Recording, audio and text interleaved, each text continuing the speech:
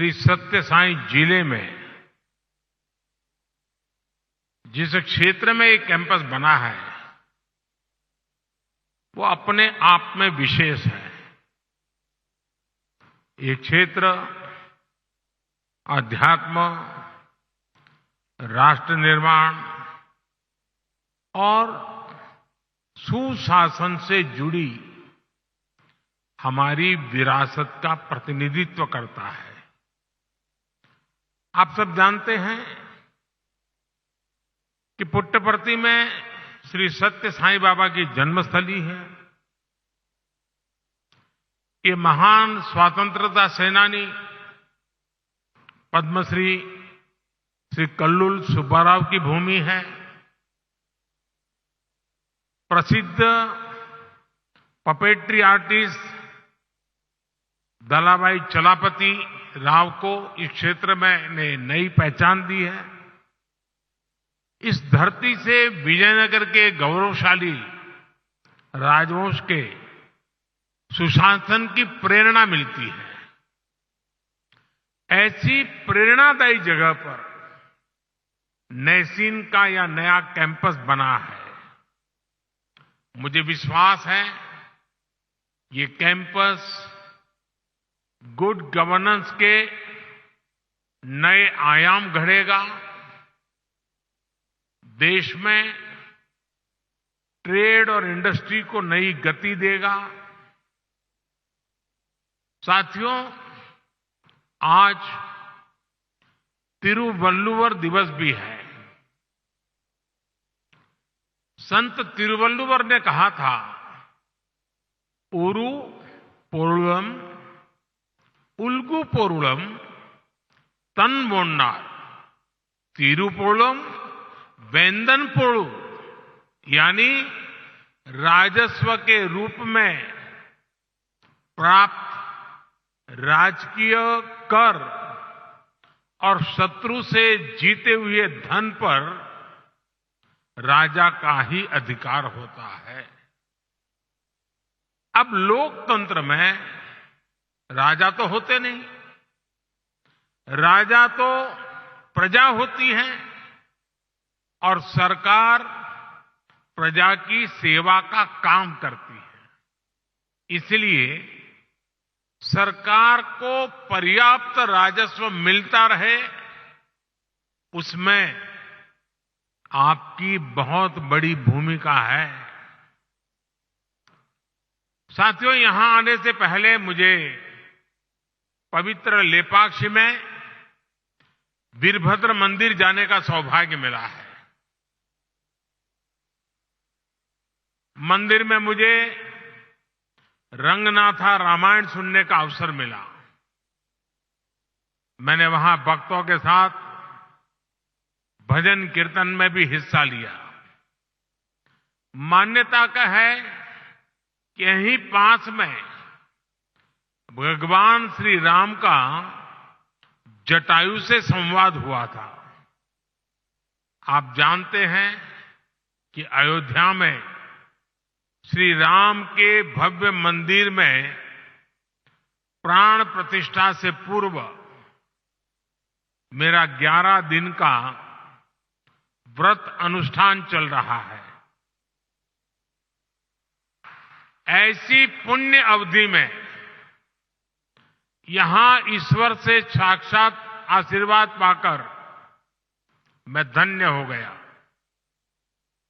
आजकल तो पूरा देश राममय है, राम जी की भक्ति में सराबोर है। लेकिन साथियों, प्रभु श्री राम का जीवन विस्तार, उनकी प्रेरणा, आस्था भक्ति के दायरे से कहीं ज्यादा है। प्रभु राम गवर्नेंस के, समाज जीवन में सुशासन के ऐसे प्रतीक हैं जो आपके संस्थान के लिए भी बहुत बड़ी प्रेरणा बन सकते हैं। साथियों, महात्मा गांधी कहते थे कि राम राज्य का विचार ही सच्चे लोकतंत्र का विचार है। गांधी जी ने ऐसा कहने के पीछे वर्षों का उनका अध्ययन था, उनका दर्शन था। राम राज्य यानी एक ऐसा लोकतंत्र जहां हर नागरिक की आवाज सुनी जाती थी और उसे उचित सम्मान मिलता था। राम राज्य वासियों से कहा गया है,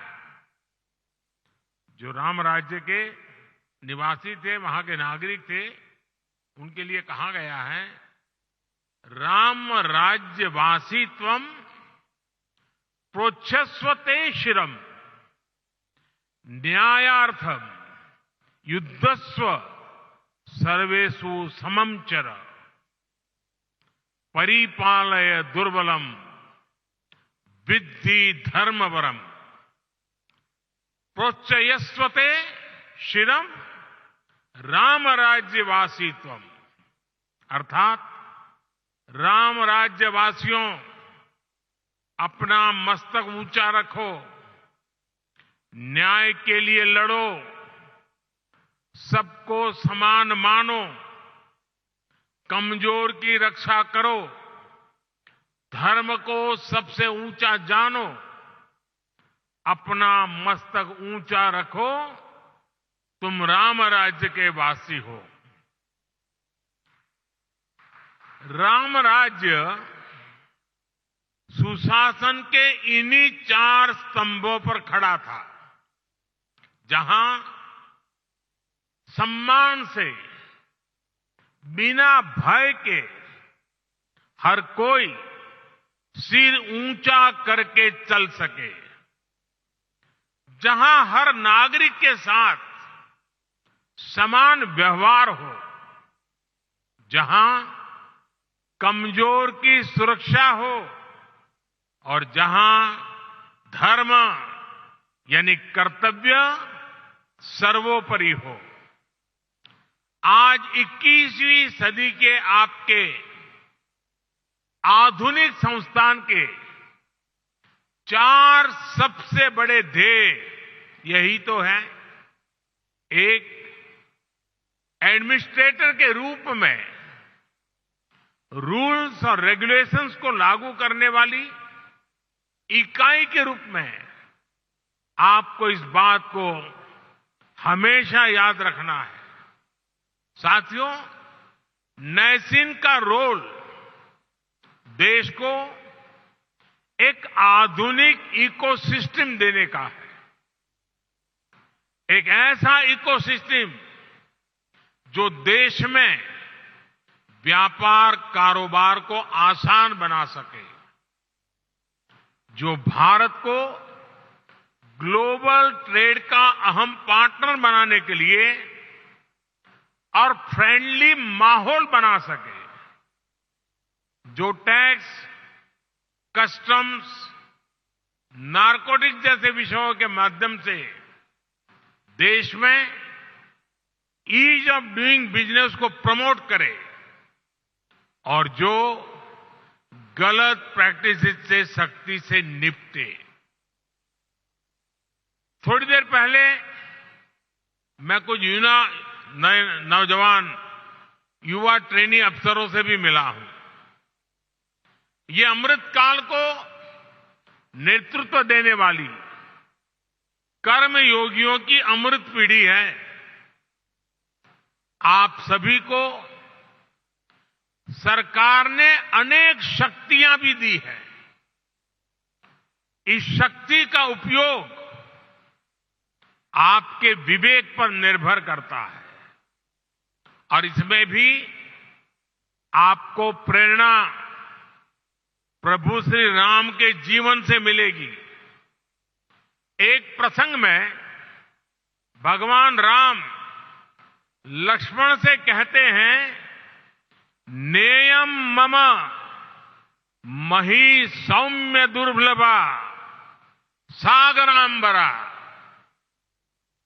न हि क्षयेयम् धर्मेण शक्रत्वमपि लक्ष्मण।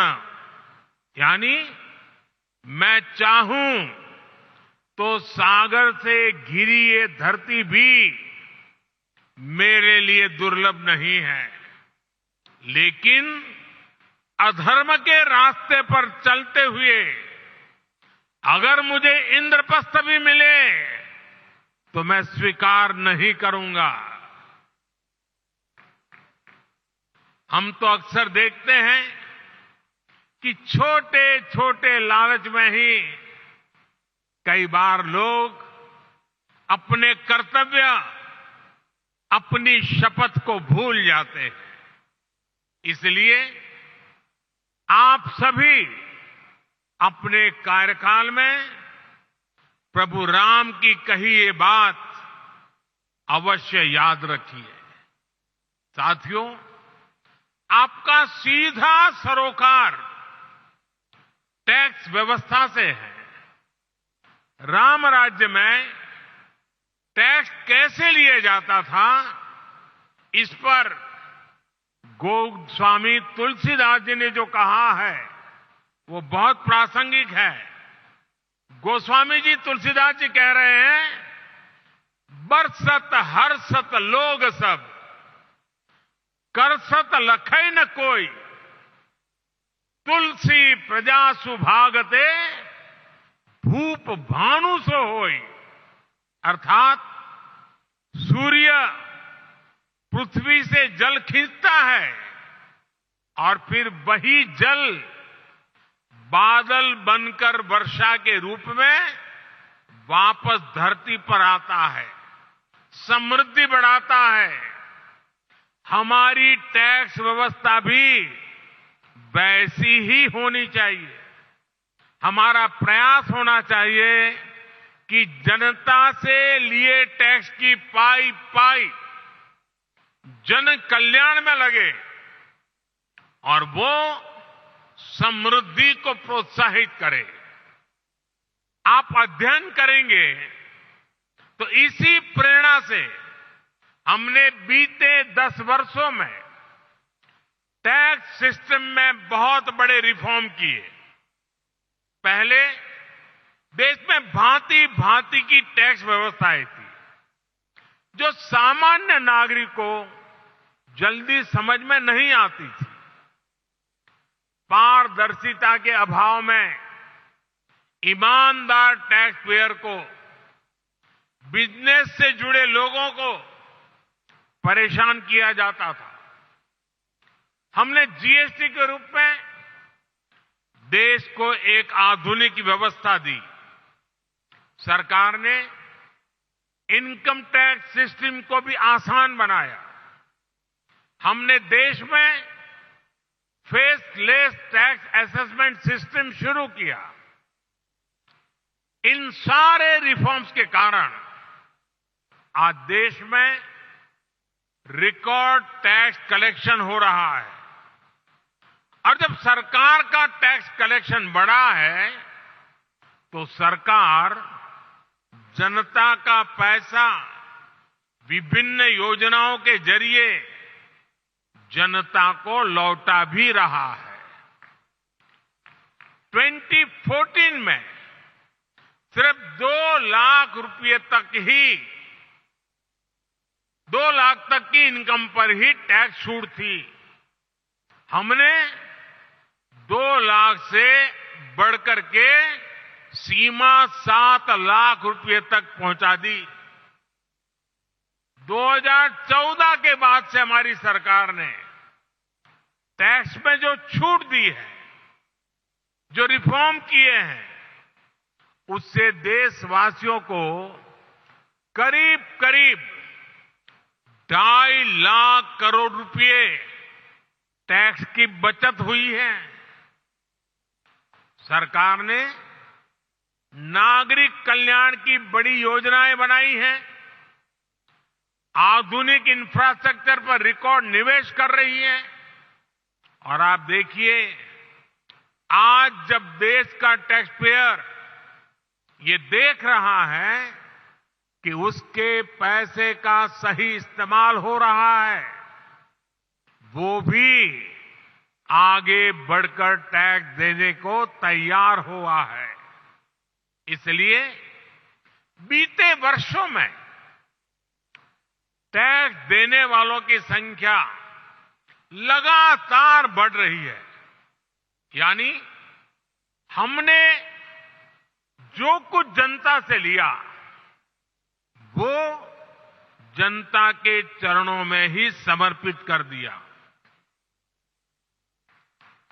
यही तो सुशासन है, यही तो राम राज्य का संदेश है।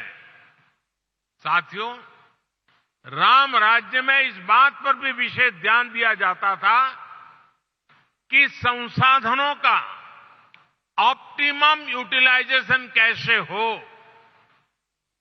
अतीत में हमारे यहां प्रोजेक्ट्स को अटकाने, लटकाने और भटकाने की एक प्रवृत्ति रही है। इसके कारण देश का बहुत बड़ा नुकसान होता है। ऐसी प्रवृत्ति के प्रति सावधान करते हुए भगवान राम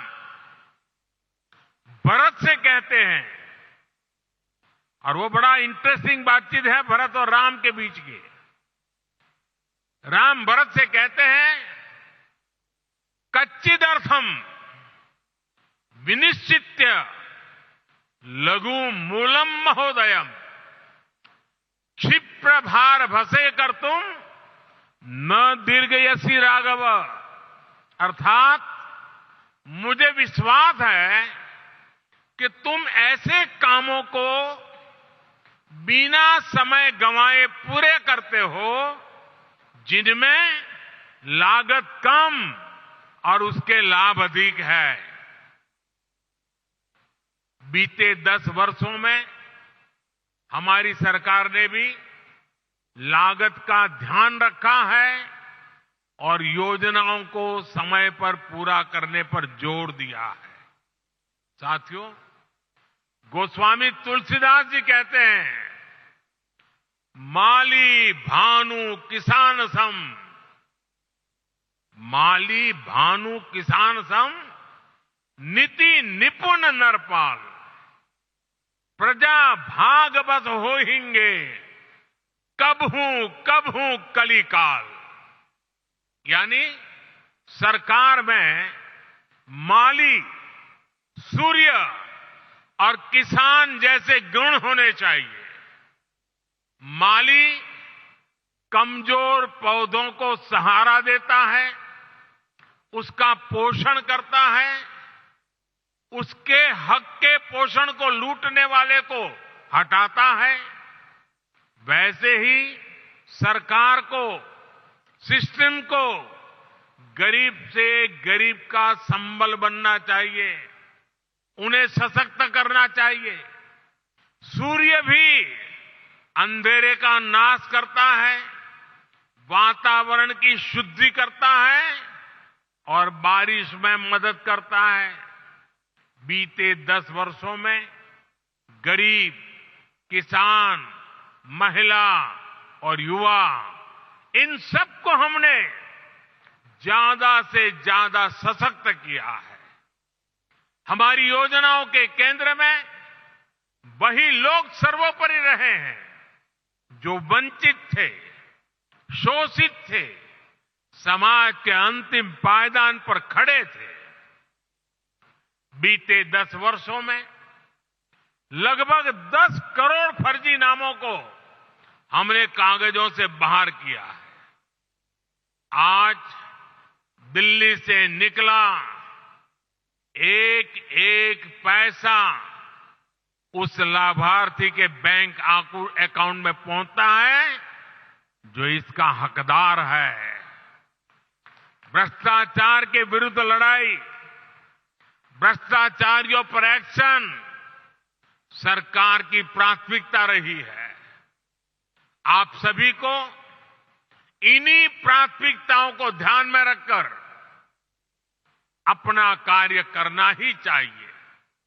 साथियों, राष्ट्र के विकास के लिए राज्य का विकास, इस भावना के साथ जो काम हुआ है, इसके सुखद परिणाम आज हमें मिल रहे हैं। आपको कल रिलीज हुई नीति आयोग की ताजा रिपोर्ट की जानकारी अवश्य हुई होगी। जब कोई सरकार गरीबों के प्रति संवेदनशील होती है, जब कोई सरकार साफ नीयत से गरीबों की परेशानी दूर करने के लिए काम करती है,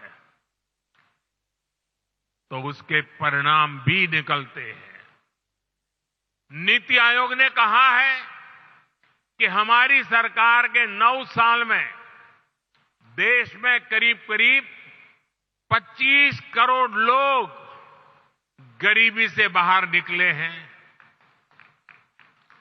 जिस देश में दशकों तक गरीबी हटाओ के नारे दिए जाते रहे, उस देश में सिर्फ 9 साल में करीब 25 करोड़ लोगों का गरीबी से बाहर निकलना ऐतिहासिक है, अभूतपूर्व है।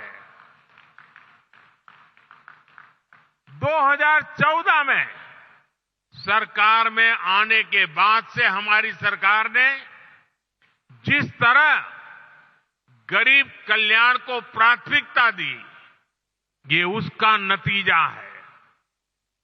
मेरा हमेशा से ये मानना है कि देश के गरीब में वो सामर्थ्य है कि अगर उसे साधन दिए जाएं, संसाधन दिए जाएं, तो वो गरीबी को खुद परास्त कर देगा। आज हम यही होता हुआ देख रहे हैं। हमारी सरकार ने गरीबों की सेहत पर खर्च किया, शिक्षा पर खर्च किया, रोजगार स्वरोजगार पर खर्च किया, उनकी सुविधाएं बढ़ाई, और जब गरीब का सामर्थ्य बढ़ा, उसे सुविधा मिली, तो वो गरीबी को परास्त करके सीना तानकर गरीबी से बाहर निकलने लगा। 22 जनवरी को अयोध्या में राम मंदिर में प्राण प्रतिष्ठा से पहले एक और शुभ समाचार देश को मिला है। भारत में गरीबी कम हो सकती है, ये बात हर किसी को एक नए विश्वास से भरने वाली है, देश का आत्मविश्वास बढ़ाने वाली है।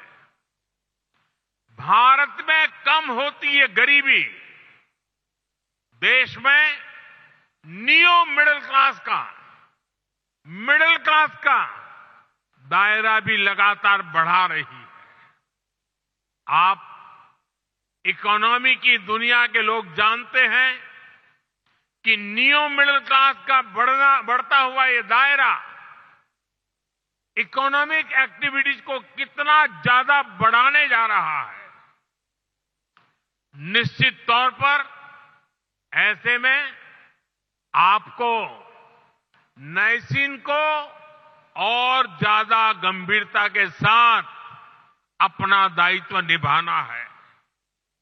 साथियों, आपको याद होगा, लाल किले से मैंने सबका प्रयास की बात कही थी। सबका प्रयास का महत्व क्या होता है, इसका उत्तर भी हमें प्रभु श्री राम के जीवन से ही मिलता है। श्री राम के सामने विद्वान, बलशाली और संपन्न लंकाधिपति रावण की विराट चुनौती थी। इसके लिए उन्होंने छोटे छोटे संसाधनों, हर प्रकार के जीवों को इकट्ठा किया, उनके साझे प्रयासों को एक विराट शक्ति में बदला, और अंत में सफलता राम जी को ही मिली। ऐसे ही विकसित भारत के निर्माण में भी हर अधिकारी, हर कर्मचारी, हर नागरिक की अहम भूमिका है। देश में आय के साधन बढ़े, देश में निवेश बढ़े, देश में व्यापार कारोबार करना आसान हो, इसके लिए हम सभी को मिलकर काम करना है। सबका प्रयास इस मंत्र को लेकर के चलना है। नैसीन का यह नया कैंपस अमृतकाल में सुशासन की प्रेरणा स्थली बने, इसी कामना के साथ आप सभी को फिर से बहुत बहुत बधाई, धन्यवाद।